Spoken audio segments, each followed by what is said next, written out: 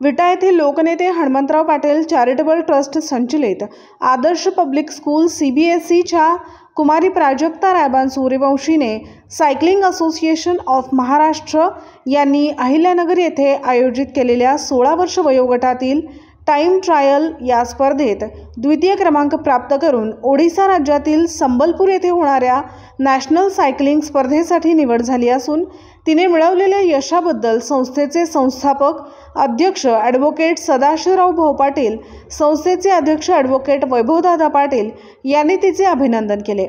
प्राजक्ताने मिळवलेले हे यश आदर्श क्रीडा संकुलासाठी अभिमानास्पद आहे, कारण अनेक आंतरराष्ट्रीय राष्ट्रीय खेळाडू या संकुलात तयार होत आहेत। संस्थेचे कार्यकारी संचालक PT पाटील साहेब, प्रशालेचे प्राचार्य लतीफ मणेर यांनी तिचे कौतुक करून पुढील स्पर्धेकरिता शुभेच्छा व आशीर्वाद दिलेत।